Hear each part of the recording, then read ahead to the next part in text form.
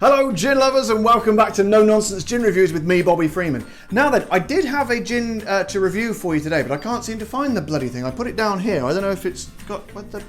Aha! What is this? What is this tiny, minuscule little specimen here?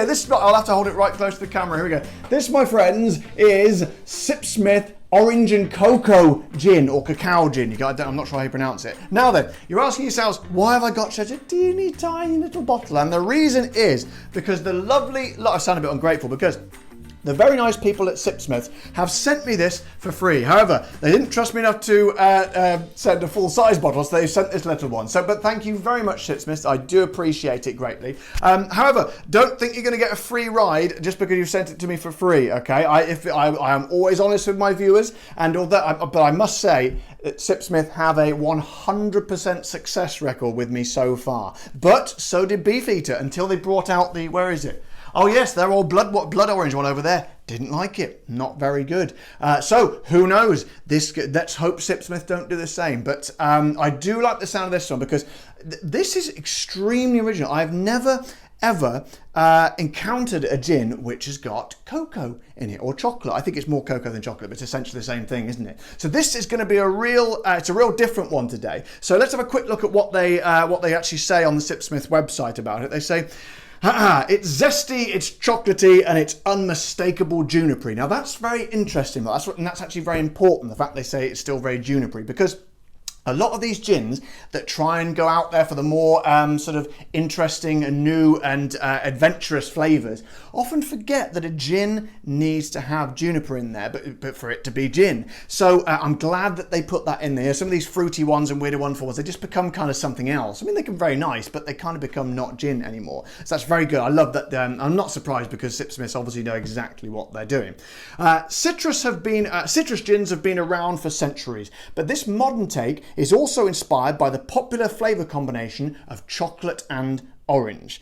Here we dial up the juniper and using an age-old tradition sweetened with plenty of licorice. Now that's interesting because licorice it's not actual licorice, it's actually powdered licorice root that usually is used in gin. Now that's usually what they would use in abundance in an Old Tom recipe, which is always a little bit sweeter, and I do enjoy that. So that's very interesting. I like the sound of that. Oh no, I've made my mats unlevel. There we go. Next we add an array of botanicals from orange blossom to cacao nibs, and we'll talk about them in a minute. Cacao and cocoa is essentially the same thing.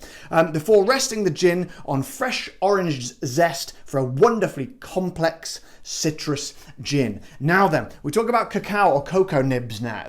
Not many of you will know, well, I don't know, some of you might, but I didn't know what cocoa nibs were, so I looked it up. Apparently they are just small bits of crushed cocoa beans, right? And they're extremely intense in their flavour and sort of bordering on slightly bitterness. And in fact, there's a lovely picture of them down here. Oh yes, look at that. Someone's got like a lovely handful of beautiful cacao or cocoa nibs there. Look, lovely. Just looks like, I bet that person in that picture, whoever that was, I bet he just scoffed the lot after they took the photo.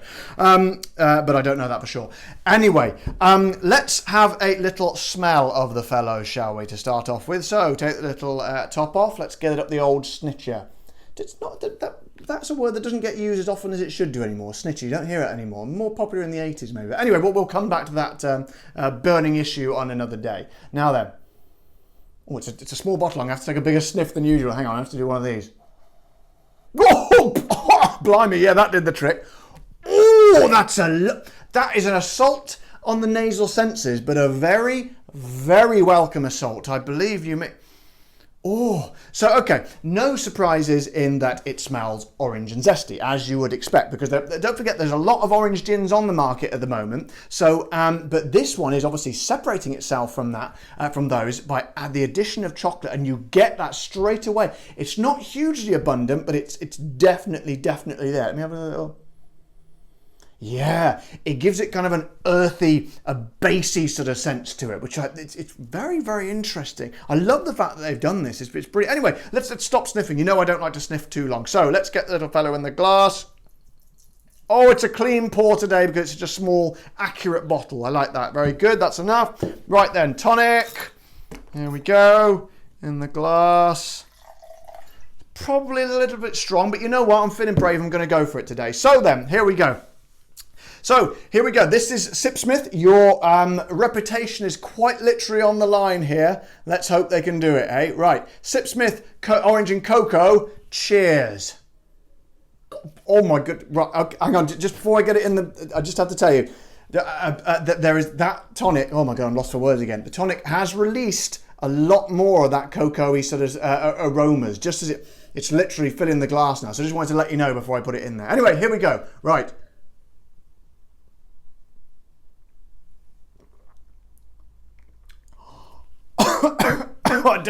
I've inhaled a bit in the pure excitement because that.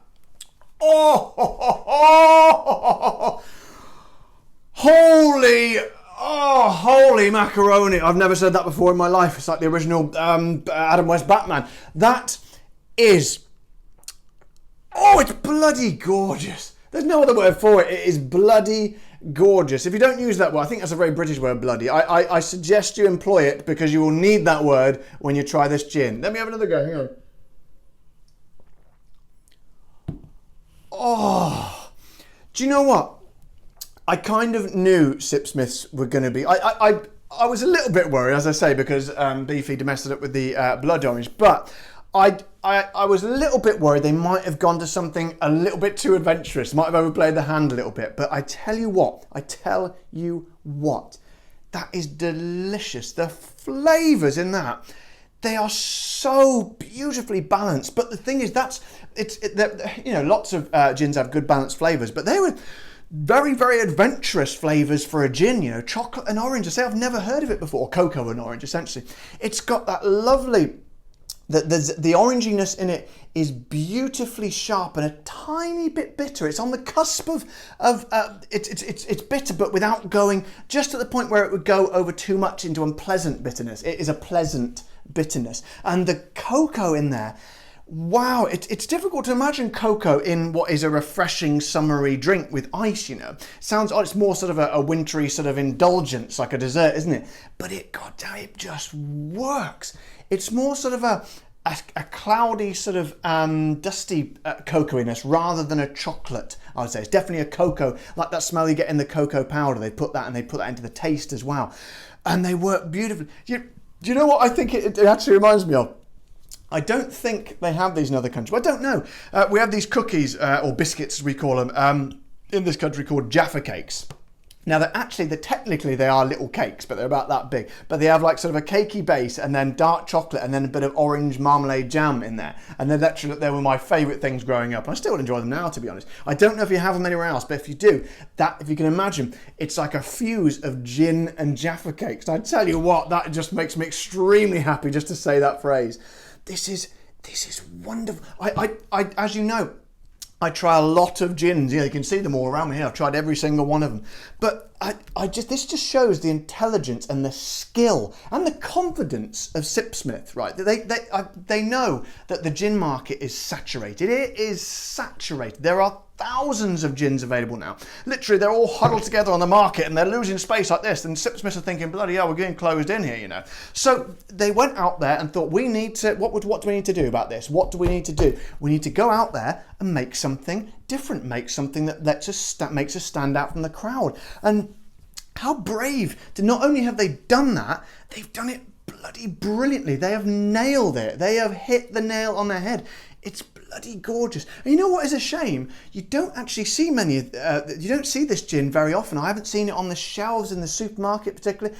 I have a couple of times in bars, but I've never tried it before. But I tell you what, it needs to be more popular. If you're watching this, my viewer, I suspect it's only available here in the UK. But so my UK viewers, get out there and buy this stuff because Sipsmith need to know how good this is because they need to roll this out worldwide. In fact, I know Sipsmith watch these videos. So guys, this is something truly special. I don't know how it works with your sort of exporting and that, but this I would, if I were you, get this out there. But all over, I've got subscribers in, all over Europe, in South Africa, in Australia, and certainly most of them are in America.